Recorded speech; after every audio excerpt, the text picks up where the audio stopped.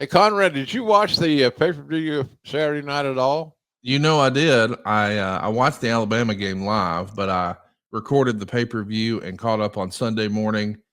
Man, it was just wall to wall, incredible matches, one after another. It I don't was. think I don't think I've seen a spot on the stairs like we saw with Will Ospreay and Mr. Fletcher. My goodness, what an incredible performance that was. Scary, Yeah. scary, Connie. It was scary. I'd rather err on the. I'll go back to my talent relations days. The worst thing that could happen is a main event type player getting injured on a show that would require him or her to miss time. It not only adds to your medical bills on your budget, which is neither here nor there. That's not the biggest deal, but it takes somebody away from your booking. Can't use them anymore till they're healthy. So that's been a little bit of an issue. But uh, I thought that scared the shit out of me, boy.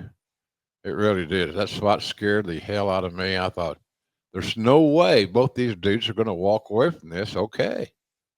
But they did. I guess that's the thing about youth, Connie, that you and I can't really relate to. These guys are young and resilient, Yeah. quite Yep. frankly. It was an incredible show. Of course, we saw you in there calling the last two matches. We saw Bobby Lashley make his AEW debut, and he picked up a win over Swerve Strickland. Swerve, sort of like Stone Cold at WrestleMania 13, passes out from the pain, from the hurt lock, the full Yeah. Nelson finishing maneuver of Bobby Lashley. Quite the impressive debut from Mr. Lashley. What do you expect from him in AEW, Jim? The next level. And I told him so to his face. I hired Bobby. Bobby's one of my guys. And I told him, I said, now it's the next step. This was good, but not good enough. And I think he agreed with that. He wants to have some outstanding in-ring matches. I think that's great. He's an athlete. He's a natural athlete, so he's competitive, and that's one of the advantages that the guys that were in my role back in the day always look for. They said, "Well, JR's like he's crazy about these jocks." Yeah, there's a reason why. Number one, they're resilient. They don't get when they get banged up or dinged up. They go play the game. And secondly, they're competitive. Nobody wants to have the worst match on the show. Everybody wants to have the best match on the show. If they don't, then they're, I don't know, they should go. Everybody should want to have the best match. But that was a good contest. And those guys, I was sitting there at ringside, as you alluded to, Connie, and they were physical. I mean, a lot of guys wouldn't wrestle that stiff. And Swerve's always been that way. He's a physical son of a bitch, and I love him for it. The main event, man, was something else too. We saw John Moxley and Orange Cassidy. John Moxley is victorious with the assist from Wheeler Yuta. Yeah. But what everybody's talking about is the post match. It looked like Wheeler Yuta secured I don't know, some sort of sanitation liquid, some sort of sanitizer that they use on the ropes and the canvas between matches. They poured that on Orange, and maybe it got in his cut, and I think some got in his mouth, and he's gasping. And next thing you know, here comes Hangman Adam Page, a heel, to make the save. And then here comes Christian Cage, and he's teasing a cash in for his sort of money in the bank style contract. And then here comes Jay White, and it spills outside.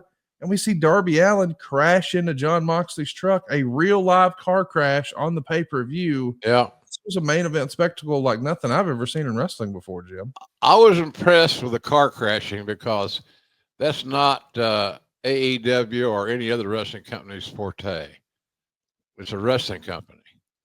But they shot that and did a good job of it, I thought. And there was a novel concept. Moxley retaining by the skin of his teeth, cheating to win, as a typical heel would do. All of the players got a cameo, which is good.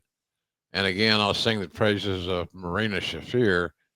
She just adds a different element. I have never on this show explained it as I should because I'm not sure how to explain it, Connie. She's just that element that one ingredient to the stew that makes it perfect. So I think she's been a huge addition to the process. And then you forget about the muscle and the manpower that Moxley has. He's got some studs in his side. No doubt. You know, he really does. He's got some studs on his side. And that's by his picking. That's by his selection. So I'm a big fan of Moxley and his brain, and he's a physical bastard. So it was a good show. I thought from start to finish, that pay per view in Newark had great wrestling. Yes, Had great wrestling. I enjoyed working with Excalibur, and who else did I work with? Nigel. that's right. I think Yeah. Tony Schiavone was there too. Oh yeah, he's just sitting to my left.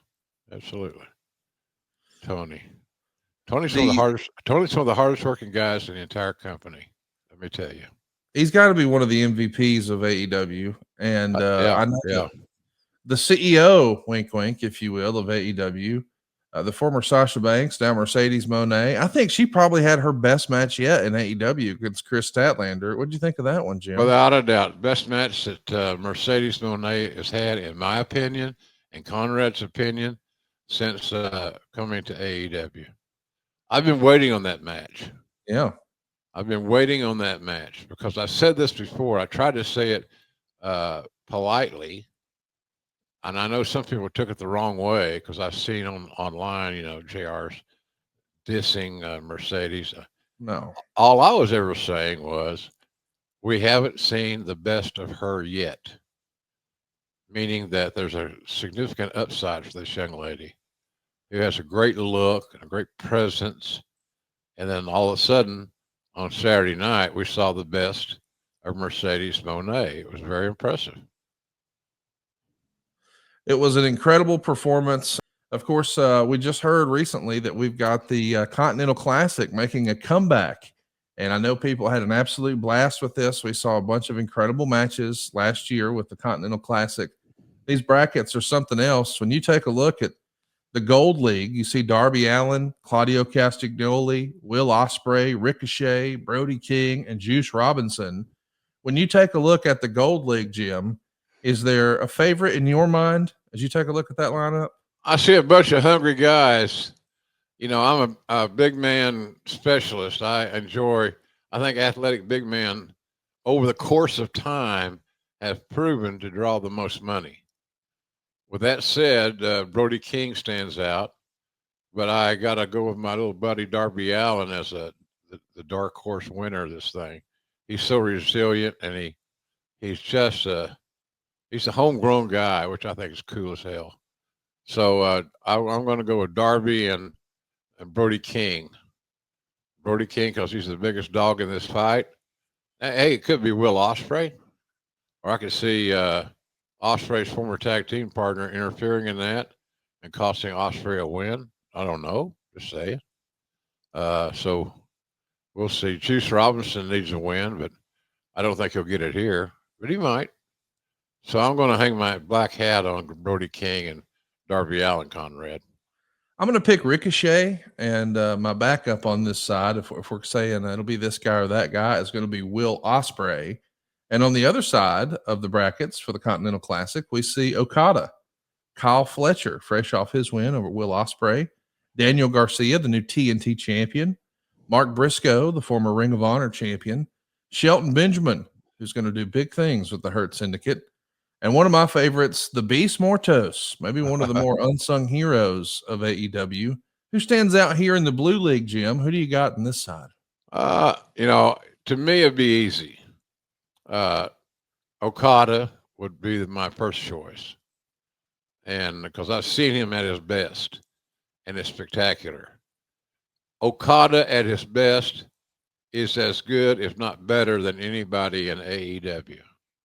And then building on the momentum that he created with that Ospreay win, I got to think Kyle Fletcher is another viable option.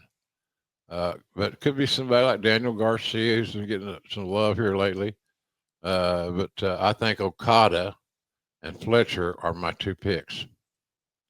I agree with you on Kyle Fletcher. I would love to see a rematch of Will Ospreay and Kyle Fletcher.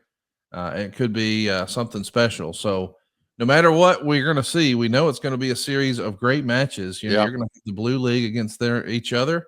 Then you're going to have the Gold League against each other. And then it's all going to come down to one big match. And the Continental Classic, man, that's what AEW does really, really well. Great matches. And if you'd like to see some of those matches in person, tickets are on sale now at AEWTIX.com.